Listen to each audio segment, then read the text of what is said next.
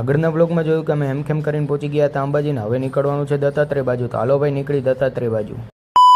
અંબાજીથી નીકળી ગયા દત્તાત્રેય બાજુ ને અહીંયા તો વ્યૂ હતો એક નંબર. તો મેં કીધું લાવો વિડીયો શૂટ કરી લઉં. જેમ આગળ વધતા હતા એમ નજારો એક નંબર હતો. નજારો એક નંબર જોઈને સીધા મારા ભાઈ બધો ફોટા પાડવા માંડ્યા. ફોટા પાડીને નીકળી ગયા આગળ ને મારો ભાઈ બંધ થઈ ગયો હતો રાજી પવનના કારણે. ભાઈ પવન હતો એક નંબર એટલે મારો ભાઈ બંધ કરવા માંડ્યો નખરા. પછી તો મેં લઈ લીધો મારો વિડીયો શૂટ ને પછી તો નીકળી ગયા દત્તાત્રેય બાજુ. પછી તો જેમ જેમ આગળ વધતા હતા એમ નજારો એક નંબર આવતો હતો. પછી તો ભાઈ પવનના કારણે હાલવામાં પ્રોબ્લેમ આવતી હતી એટલે થોડીક વાર બેસી ગયા નીચે. થોડીક વાર બેસીને વળી પાછું ચડવાનું ચાલુ કરી દીધું. નીકળી ગયા દત્તાત્રેય બાજુ. પછી તો બધા ચડી ચડીને થાકી ગયા હતા એટલે બેસી ગયા નીચે. મારો ભાઈબંધ ફોન ને હાચવતો હતો કારણ કે ફોન ભીનો થાય તો ભાઈ બધું જાય. તો ભાઈ પાછું ચડવાનું ચાલુ કરી દીધું ને પહોંચી ગયા દત્તાત્રેયના ગેટે.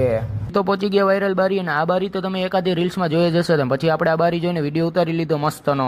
પછી તો પહોંચી ગયા દત્તાત્રેય ને અહીંયા તો ફોન લઈ જવાની મનાઈ હતી એટલે આપણે બારેથી દર્શન કરાવી દીધા. પછી તો દર્શન કરીને નીકળી ગયા પાછા કારણ કે ઘરે પણ જવાનું છે. પછી તો ભાઈ ધીમે ધીમે ચાલતા ચાલતા નીચે પહોંચી ગયા ને આવી ગયા રૂમે. બહુ થાકી ગયા હતા એટલે પેલા કરી લે થોડીક વાર આરામ. જવાનું હતું ઘરે એટલે નાઈ ધોઈને થઈ ગયા રેડી ને બેસી ગયા રિક્ષામાં. બેસી ગયા બસમાં નીકળી ગયા ઘર માટે ને પહોંચી ગયા ઘરે. જો બ્લોગ ગમે તો લાઈક કરજો, શેર કરજો, સબસ્ક્રાઈબ કરજો, ઇન્સ્ટાગ્રામમાં ફોલો કરી લેજો ભાઈ. મળીએ બીજા બ્લોગમાં. બાય.